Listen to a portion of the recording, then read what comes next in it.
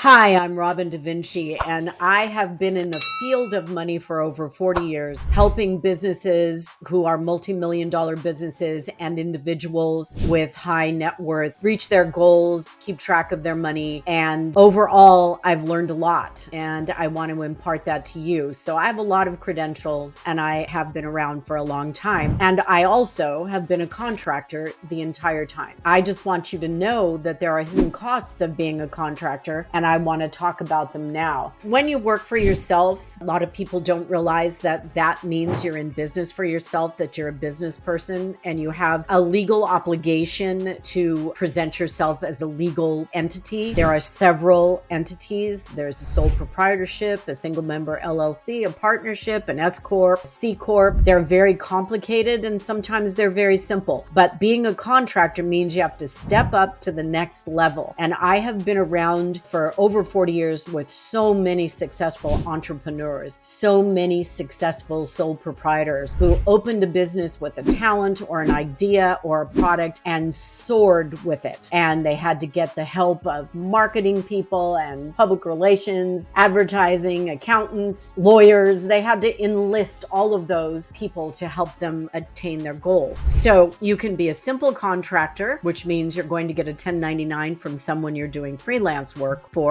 or you can be a contractor who opens up business and has employees and marketing tools and computer stuff and internet and networking, all of those things. You cannot understand how complicated it can be to be a contractor. So I want to talk about some of the hidden costs. When you're a contractor, you have to be a walking resume. So when you're a contractor, you need to create that resume of everything that you've accomplished that would make someone want to hire you. What extra things do you have? Well, do you have a business license? Do you already have your insurance? Are you a contractor that has an accountant in place that will do your taxes? Do you have a good credit score? Do you have an independent contractor agreement? All of those things play into working for yourself and being a contractor. If you believe that being a contractor means you're going to get money under the table, not pay your taxes, and pretend you're off grid, this is not the video for you. I want people who want to be real contractors and they want to get what it's about. So when I was in 1984, I opened up a small bookkeeping business because I was divorced, getting a divorce, and my ex-spouse left me with 3 little kids. And I started out doing what I had done for a while, which was bookkeeping. And I opened my little company and I had a sole proprietorship and I did everything. I paid my estimates and my spouse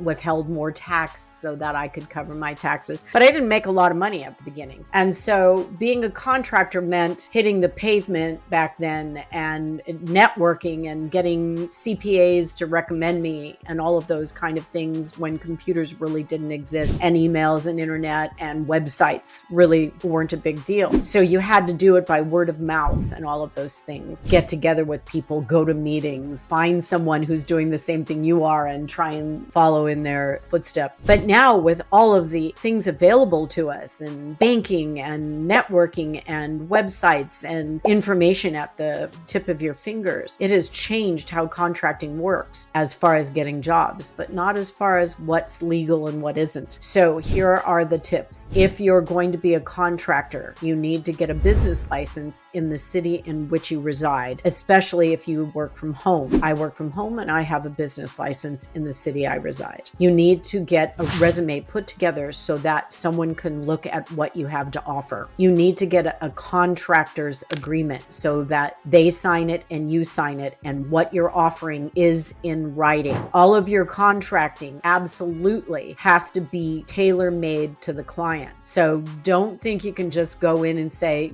handshake and they'll do what you've asked or what they've said they'll do or how they'll pay you. You want a structure in place. So you need to understand your overhead. So you get that contract in place so that you're covered and you're making a profit. You need to have liability insurance. You cannot walk into an office of someone with whom you want to work and you have a network. They're going to let you work from home if you don't have some insurance in place. So I'm telling you, in your package, in your folder, in the PDF you might send to a possible client, you need to have your business license, your liability insurance, a contractor's agreement, and your resume. Now, they can check your credit score. They can check your social media. So be prepared for those things to be asked of you. So make sure your credit score looks good. You don't have repossessions, or what is it when you get kicked out of your apartment or things like that. You don't want anything bad on your credit score because they can look at it. And in your social media, you don't want to have extreme behavior where they would be frightened to give you a piece of their work and trust you. Okay, so that's before you ever walk in the door. You need to get your contractor hat in order. You're thinking physical file with everything in place, or a PDF file with everything so they can see who you are. And your cover letter needs to say, well, this is what I've done. Like my cover letter would say, I've been in business more than 40 years. I have worked with multi-million-dollar companies and individuals. I have learned all the new things. I've been involved in the software. These softwares, before they came out, I've grown with the softwares that have come out for accounting. I've taken classes, I've taught, I coach, all those things. You want that on your resume. You want that in your cover letter. You want someone to say, this person can add value, be a notary, those kind of things. I walked in with a pretty complete picture, especially in the last 15 years with all the advances in the internet and such.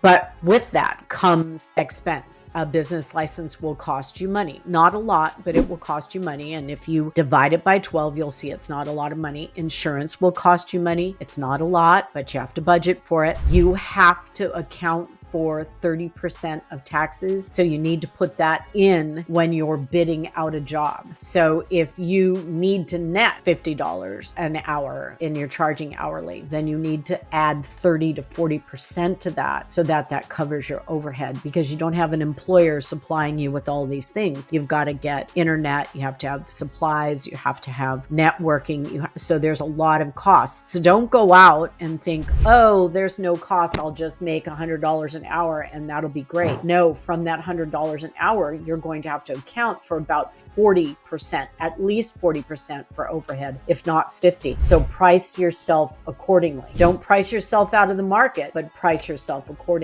And understand that if you have your own business, you probably need to have a lawyer or a company set up your entity. So if you say you want a LLC, a single member LLC, probably will cost you about $2,500 to get that set up. And depending on what state you're in, it's going to cost you to keep that LLC or that S Corp current. You are going to have to pay fees. And you also have to get on a quarterly estimated payment basis. And if you're making a lot of money, a monthly basis. And if you're really making a lot of money, you might want an entity that allows you to be an employee so that you can get wages and pay your taxes in that way. So you can see that it's not just, oh, I'm just going to go work for myself and it's no big deal. It's actually complicated, and it requires a lot of discipline, and it requires a lot of knowledge. So if you want to go into business for yourself and consider yourself a business person, there is a lot of legwork to do to begin the process. And then you have to be able to compete in the county or the city or the state in which you live. You have to look and see who your competition is and what they're charging. And you have to have extra added value. I was a notary for 40 years. I had this experience. I had that experience. I had used this software. I'd used proprietary software. I could do Excel. I had taken public relations courses. I had done business letters. I had taken a Schedule C tax course. I was able to prove that I was someone who could understand books. I was a full charge bookkeeper. I could do those things. I had CPAs who could back me up.